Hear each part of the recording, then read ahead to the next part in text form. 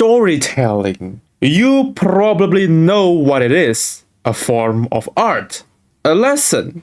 A specific part of a literature study that you don't need to know on bit? Maybe. But what is certain? Mastering aspects of storytelling is surprisingly hard. You take a piece of paper and a pen and you start writing something down. That is storytelling in its essence, but is your masterpiece an actual masterpiece? Or is it a mere subjective view contorted with bias? I would be a fool if I don't know that the perception of a good and a bad story is entirely subjective. People vary in taste and genres. There's simply nothing wrong with that. Some people found ecstasy in a story they hold close to heart so much, and others may reciprocate or deny it, and that's also normal. Not every story can satisfy everyone, always playing both sides. But a story can be tailored into the liking of those who do pay mind to it. You read the title, I don't need to beat around the bush anymore. This video is about Team Fortress 2 and how it's a storytelling haven.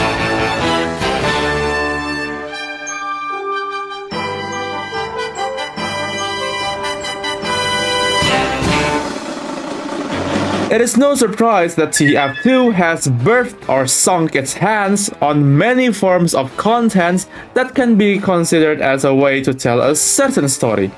But what people rarely appreciate is how this bubble of creativity managed to grow. We often enjoy what has been served, not knowing the thoughts behind its creation. So settle down and play this video in the background since we are diving deeper into a part of TF2 that is rarely discussed. A literature related part of it that everyone enjoys yet no one seems to notice. There are three major pillars that build storytelling elements inside TF2: comics, community, and player interaction. Let's dive into the comic side first.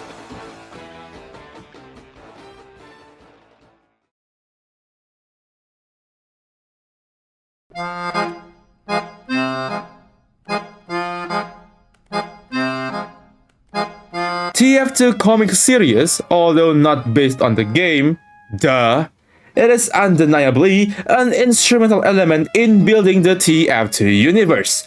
What we know from TF2 in the game is only the surface level, obviously, while the comics dive deeper into their lives, personalities, and histories. It does not take a genius to deduce that all 9 characters in TF2 are maniacs, even the seemingly normal and well-composed ones. This is a bucket. Dear God. There's more. No.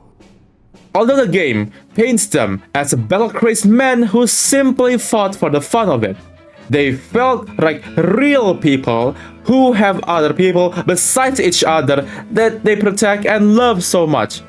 An amazing aspect from the comic is that it humanized the characters, adding personal goals, achievements, desires, basically everything human to us. NG have 11 PhDs, which is crazy, yet that is not so much of a big deal compared to his real name and his influence with the life-extending machine. Spy being Scott's actual father, that Scott never knew because Spy left him and his mom at a young age. The comics admit that everyone except Scout knew about this. Heavy having different names for different minigun feels like only a maniac will do, but his portrayal in the comics are those of calm and collected demeanor, which juxtapose the trailer. A true family man. Likewise, this attention to detail does not stop for the playable characters. Even NPCs like the Administrator, Miss Pauling, Saxton Hale, and even the previous Team Fortress game characters received love in forms of growth and development.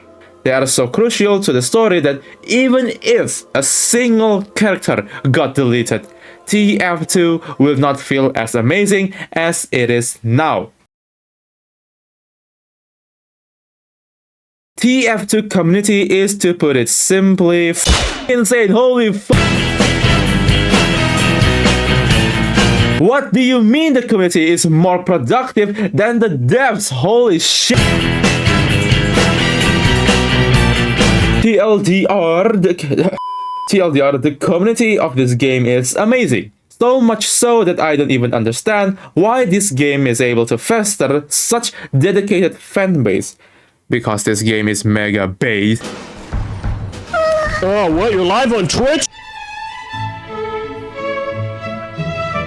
You have people in this game who create items in forms of cosmetics, taunts, maps, and unusual effects for this game. Some of them even got chosen by the developer to be officially incorporated into the game.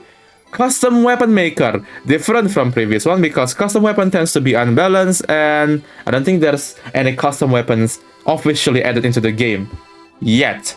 The typical content creators, tutorial videos, normal gameplay videos, borderline insane gameplay videos, weapon reviews and how-tos, and so on. And the cream of the crop, SFM animators. I'm not joking. SFM animators are not only talented, they are also dedicated to the absolute and probably needs doctor supervision. Making an animation from a boomer software that never got an update plus all the jankiness it provides, you need to be mentally prepared if you want to be an SFM animator on God. Look at how polished SFM can be. These are movie tier shits that they pump out, and these are all free to watch. What the f.